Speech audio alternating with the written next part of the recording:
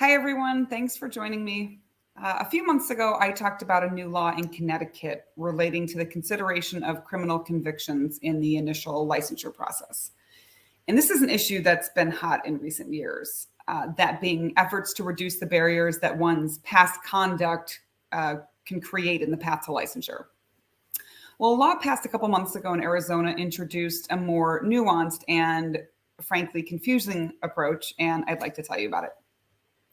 So, Arizona House Bill 2612 passed both chambers almost unanimously, and it applies to all licensed professions in the state. It removes good moral character as one criterion for initial licensure, and in some cases, licensure renewal in those practice acts where it was previously required. And according to the sponsoring legislator, it's important to open pathways for those who have served their time to re-enter the workforce. By removing ambiguous language provisions, we are removing extrajudicial penalties on individuals who are looking for a new start.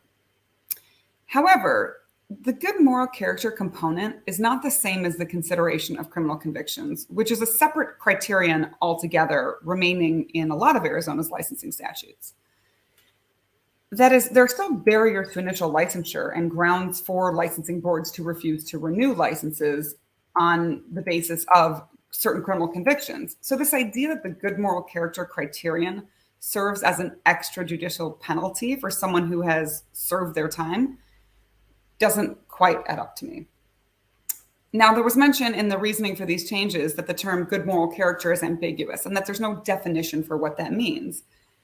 But language left unaffected by House Bill 2612 is moral turpitude, as it is used to describe certain criminal convictions. Many licensure boards in Arizona can refuse to issue or refuse to renew a license if the licensee has been convicted of any crime involving moral turpitude. And while there's been some case law adding context to that term, moral turpitude isn't defined in statute either. So the boards are left in many instances to interpret what qualifies as a crime of moral turpitude.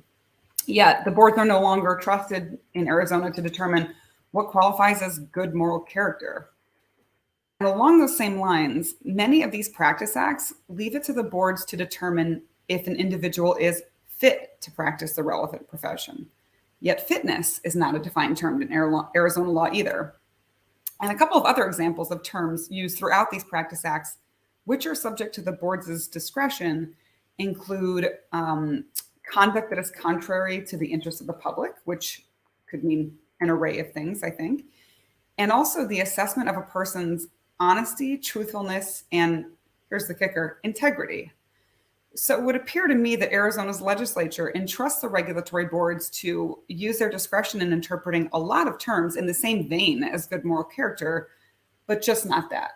So we'll keep an eye on similar developments. So stay tuned and thanks for listening.